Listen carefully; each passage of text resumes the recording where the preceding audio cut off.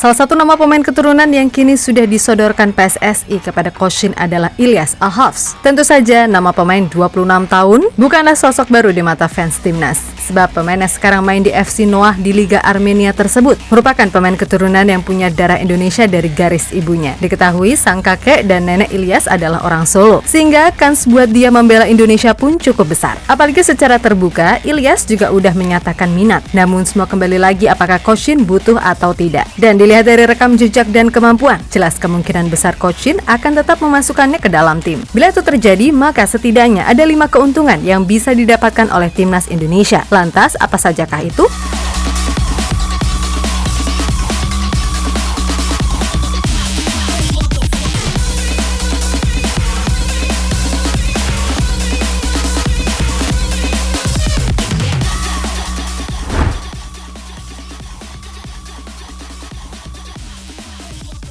Keuntungan pertama yang bisa didapatkan timnas Indonesia jika berhasil menaturalisasi Ilyas Al-Hafs adalah soal kemampuannya yang bisa bermain di 5 posisi berbeda di sektor depan. Ya, meskipun posisi naturalnya adalah sayap kanan, namun Ilyas punya kemampuan untuk bermain di posisi sayap kiri, gelandang serang, ataupun second striker hingga nomor 9. Nah, dengan kelebihan ini pasti akan membuat Coach Shin jadi lebih mudah dalam menentukan skema atau variasi permainan. Terlebih bila nantinya Ilyas dipadukan dengan para pemain diaspora atau abroad, pasti ini akan menciptakan sebuah kombinasi yang apik di lini depan timnas Indonesia.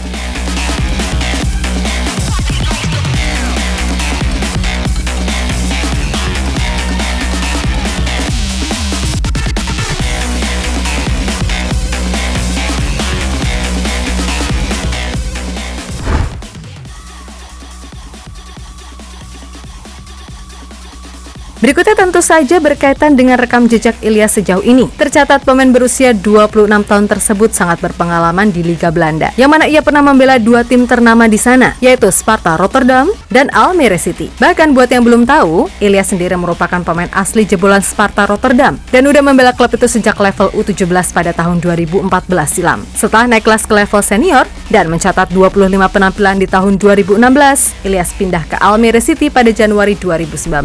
Nah, bersama Almere City inilah karirnya bisa dibilang cukup baik dengan mampu mengemas 18 gol dan 12 assist dari 101 penampilan dan turut serta membawa Almere City promosi ke Eredivisie lewat jalur playoff di musim 2021-2022. Di musim ini, Ilyas bergabung dengan FC Noah di Liga Armenia. Di sana ia sudah tampil 19 kali dengan catatan 5 gol dan 6 assist.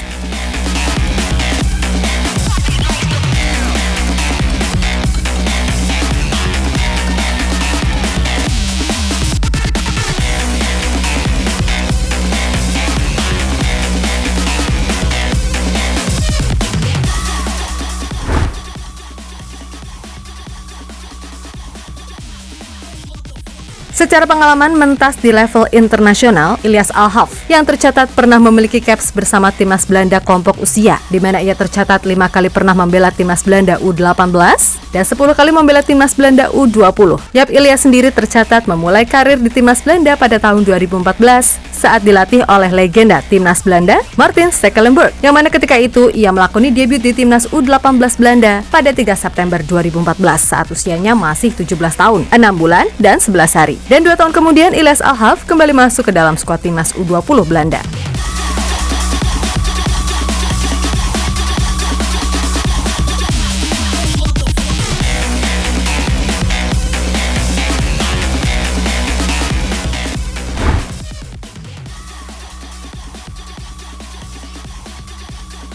Yap, sebagai pemain bola di era modern, tentu seorang pemain wajib dituntut untuk punya kemampuan sama baiknya dengan kedua kaki. Dan itulah yang dimiliki oleh Ilyas. Meskipun begitu, harus diakui kalau kemampuan kaki kirinya bisa dibilang lebih oke. Hal itu dapat dibuktikan dari aksinya bersama FC Noah di Liga Utama Armenia musim ini. Yap, dari 5 gol yang berhasil dicatatkan oleh Ilyas Al-Hafs, 3 diantaranya berasal dari kaki kirinya. Uniknya, dari 3 lesatan gol dengan kaki kirinya, 2 berhasil membuahkan kemenangan atas Shirak Gumri 4-0 dan juga kontra Alaskert dengan skor 4-2.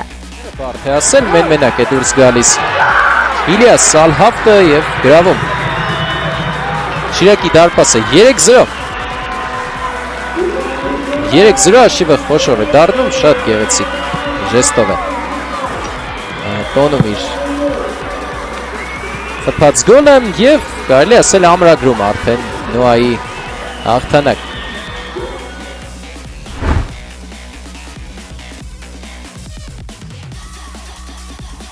Bukan hanya memiliki kemampuan kaki kidal mematikan, Ilyas Al-Haq juga diketahui memiliki skill individu di atas rata-rata, di mana kemampuan skill individu Ilyas kerap berhasil mengecoh lawan kala dirinya di marking one-on-one. Selain itu, visi bermainnya pun juga sangat baik, sehingga itu diyakini akan sangat bisa membuat Indonesia jadi tim yang sangat kolektif. Yap, dengan nama-nama macam Ivar Jenner, Tom Haye, ataupun Marcelino. Pastilah membuat Ilyas akan bisa menciptakan sebuah variasi serangan yang dinilai bisalah untuk bersaing di level Asia. Ingat, melawan alias bersaing ya. Jadi bukan berarti jadi yang terhebat, karena kita pun juga harus sadar diri. Level kita berada di mana, oke?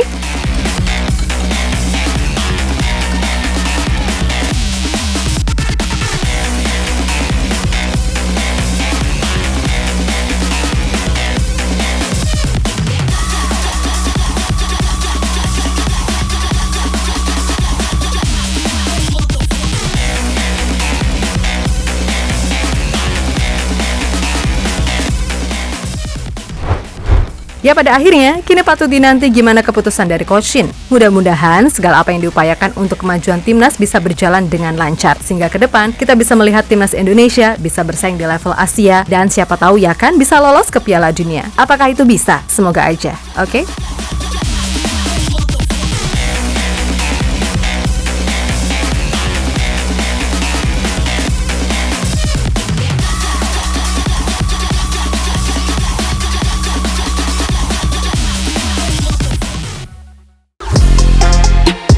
Halo, izin iklan sebentar ya guys. Jadikan ruangmu bernuansa timnas. Temukan beragam poster dinding, sepak bola dan timnas dengan desain menawan, kualitas premium dan harga yang tidak akan menguras kantong. Segera klik link Shopee di deskripsi video ini dan dukung timnas dengan sepenuh hati. Mulai dari dinding rumahmu.